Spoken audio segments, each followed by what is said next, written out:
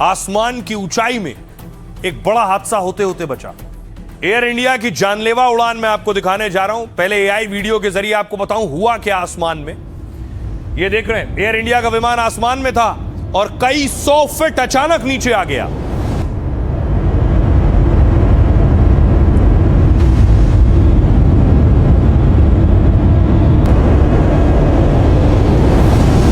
और जब विमान कोई कई 100 फीट अचानक नीचे आता है तो लोगों के सर छतों से लड़ जाते हैं, उनको चोटें आती हैं। और यही हुआ। तस्वीर दिखाऊं मैं आपको, यह विमान के अंदर की तस्वीर है। किसी का फ्रैक्चर है, किसी के हाथ में चोट है, किसी के सिर में चोट आ गई।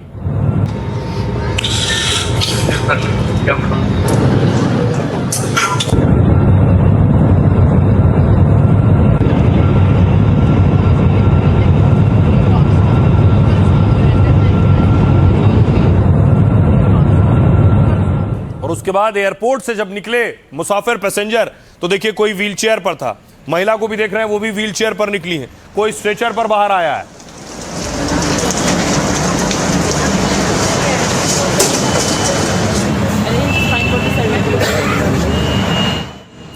अब आइए आपको बताऊं ये बड़ा हादसा होते होते बचा। क्या हुआ आसमान में?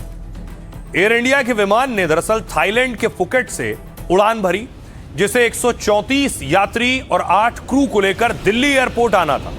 लेकिन जब विमान हवा में हजारों फीट की ऊंचाई पर था, प्लेन में सवार ज्यादातर यात्री नींद में सो रहे थे। तभी उड़ता हुआ विमान अचानक टर्बुलेंस में फंस गया, यानी हवा में यात्रियों से भरा विमान झटके खाने लगा और दावे के मुताबिक करीब 300 फीट नीचे आ गया। विमान में मौजूद एक यात्री ने भयावह आपबीती बताई। कहा उड़ान भरने के करीब 1.5 घंटे बाद तेज झटके लगने लगे, विमान जोर से हिलने लगा और 2-3 मिनट तक पलटी खाता रहा। इससे प्लेन में मौजूद यात्री डर गए और लगा क्रैश हो सकता है। हालांकि पायलट ने हालात संभालते और दिल्ली में सेफ लैंडिंग की, लेकिन हादसे में डीजीसीए के मुताबिक 15 लोग घायल हुए हैं। कुछ घायलों का एयरपोर्ट के मेडिकल सेंटर में इलाज किया गया, जबकि 7 घायलों को फोर्टिस अस्पताल में भर्ती कराया गया। यात्री के मुताबिक 70 से 80% लोगों को मामूली चोटें लगी हैं। एयर इंडिया ने पहले बताया था कि सभी यात्री और क्रू सुरक्षित है, किसी के गंभीर रूप से घायल होने की खबर नहीं। दरअसल टर्बुलेंस यानी हवा का बहाव अचानक बदल जाना, जिससे हवा में उड़ते विमान को झटके लगने लगते हैं, इसे टर्बुलेंस कहते हैं। इस दौरान विमान ऊपर नीचे दाएं बाएं हिलने लगता है, कुछ फीट नीचे आ जाता है, जिससे लगता है कि विमान गिर रहा है। यह खराब मौसम बारिश या पहाड़ के ऊपर से गुजरने पर होता है। हालांकि कुर्सियां इसे झेल सकती हैं, लेकिन बेल्ट लगी होना जरूरी है उस वक्त। सुनिए क्या कुछ कह रहे हैं जो पैसेंजर उतरे हैं, उन्हें सुनिए। चलती चलती रुक के टर्न अराउंड हो गई और ये मानिए ये प्लेन है, आते हुए ये प्लेन ऐसे घूम गया। 2-2.5-3 मिनट तक ऐसे ही चलता रहा। 15-20 पैसेंजर्स को चोट आई है, किसी का सर फटा है, किसी के बेबी को चोट आई है, मेरी लोअर बैक गई है, मेरा भाई है उसका शोल्डर गया, उसकी बैक गई, उसके कान का पर्दा तक फट चुका। अभी एमएलसी जो रिपोर्ट बनेगी आपको पता चल जाएगा। 3 पेशेंट आए जो पैसेंजर्स थे, सब कॉन्शियस थे, ओरिएंटेड थे, वाइटली सब स्टेबल थे। एक्सरेज करवाए, एक्सरेज में भी मेजर जो पैसेंजर्स हैं किसी को कोई मेजर इंजरी नहीं है और उनको हमने डिस्चार्ज किया है with advice on some oral medications. और जो क्रू मेंबर्स हैं हमारे 4 क्रू मेंबर्स, उसमें चारों फीमेल्स हैं। एक क्रू मेंबर का इंजरी स्पाइन। आइए खबरों में आगे बढ़ते हैं। एक और बड़ी खबर है।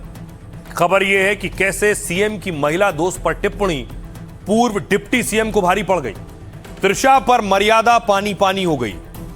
आपको बताऊं कि स्टालिन पूर्व सीएम के बेटे उदयनिधि ने सीएम विजय की महिला मित्र त्रिशा पर विवादित टिप्पणी की।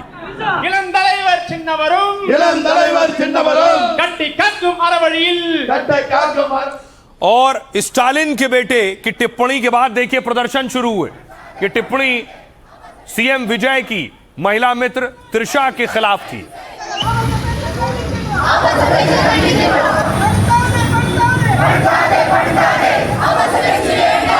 ये प्रोटेस्ट शुरू हुआ, उसके बाद देखिए उदयनिधि का पुतला जलाया जाने लगा, सड़कों पर उनके खिलाफ नारेबाजी होने लगी।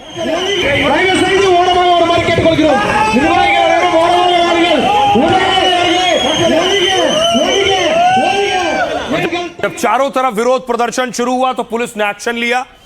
पूर्व सीएम के बेटे डिप्टी सीएम रहे उदयनिधि स्टालिन को देखिए पुलिस ने गिरफ्तार किया।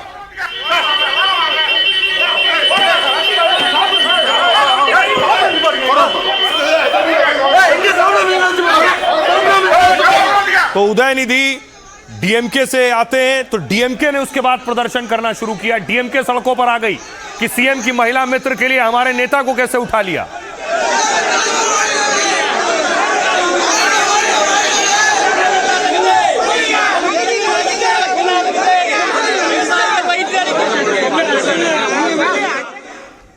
अब आपको बताऊं उसके बाद प्रदर्शन बढ़ने लगा। डीएमके के कार्यकर्ता सड़कों पर आ गए। पुलिस और डीएमके के कार्यकर्ता आमने सामने थे। पुलिस पर चप्पल से हमले शुरू हो गए।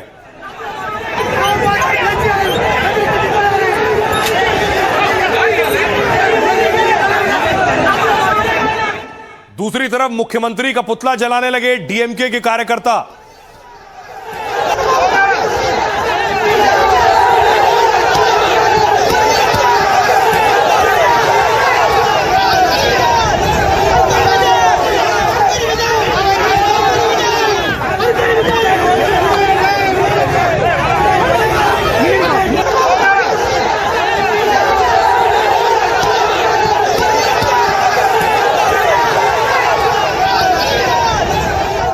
अब देखिए जरा ये पूरा बवाल हुआ क्यों, क्या वजह थी आखिर।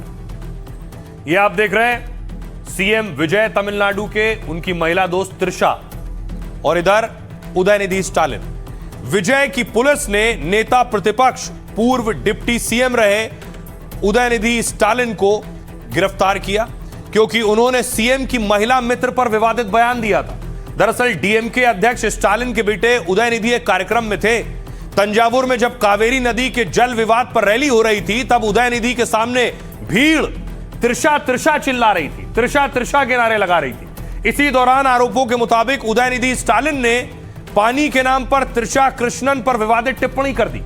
बाद में सफाई दी कि उनका इशारा कावेरी के पानी की ओर था, लेकिन शिकायत हुई तो पुलिस ने 6 धाराओं में केस दर्ज किया।